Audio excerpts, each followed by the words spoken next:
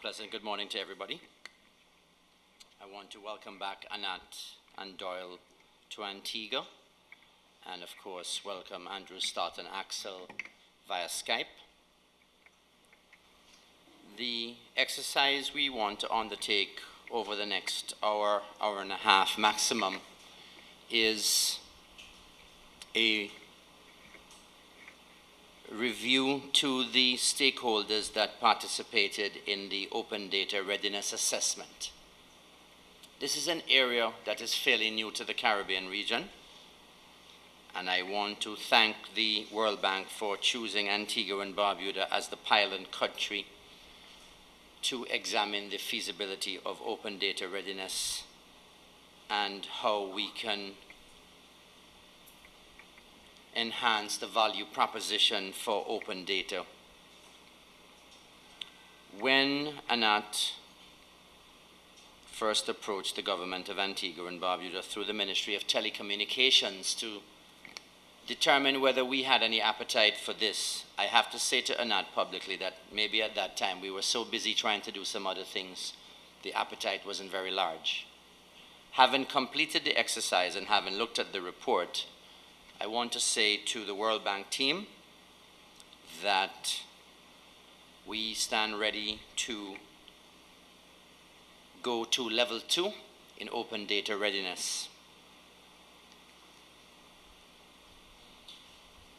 I take it then that the World Bank team is pleased with the way the government and by extension the Ministry of Telecommunications was able to at very short notice collaborate to pull this event off. I have said to Anat privately and to Doyle and to other representatives of the World Bank that whilst we might be geographically small in size, we certainly have continuously exhibited the capacity to deliver at a very high end and to deliver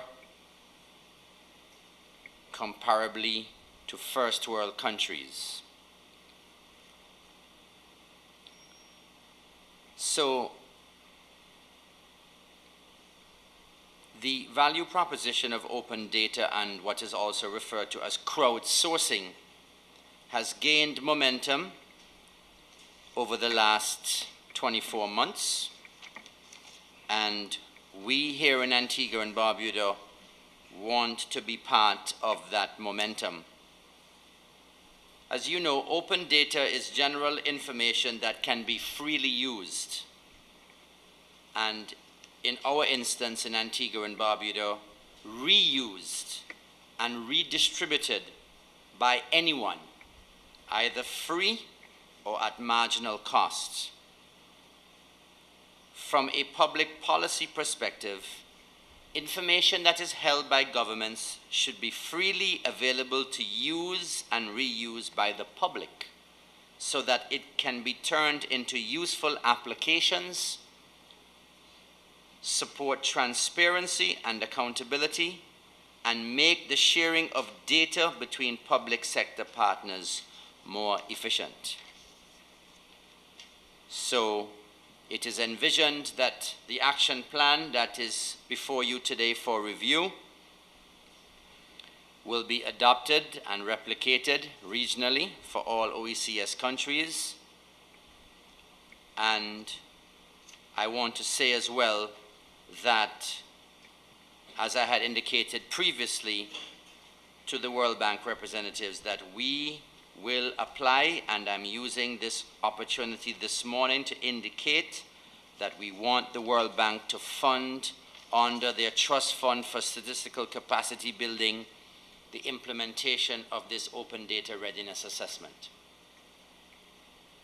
I also want to say that when the data sits in your respective offices and ministries, there is no real potential for it to be mined, harvested, reused for others to take advantage of. And let me be clear about what I'm referring to.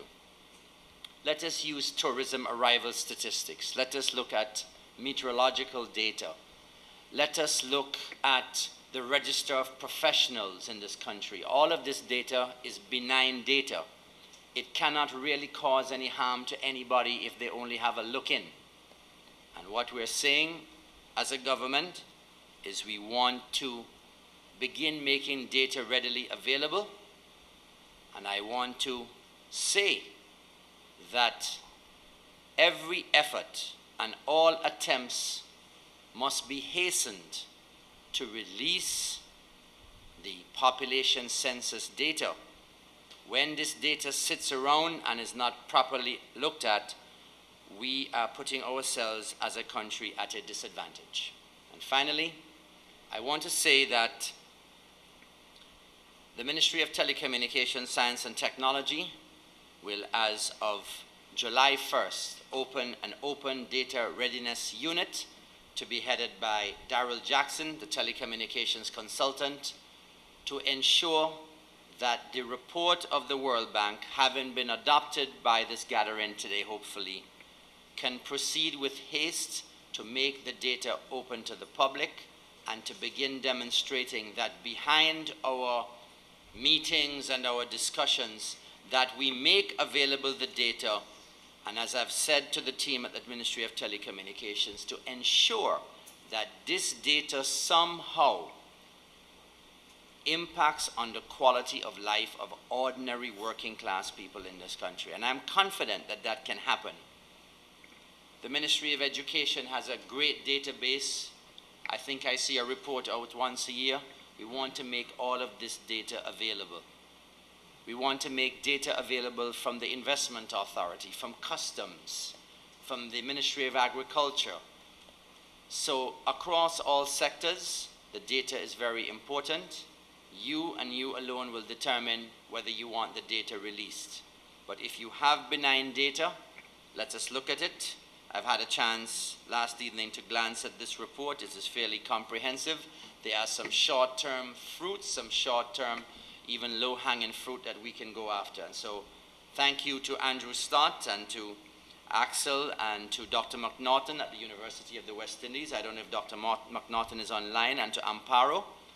And you are seeing the technology here at work. We have a chance to have somebody from Moscow and Peru with us here in Little Antigua. So welcome to Dutchman's Bay. I look forward to the engagement. Thank you very much.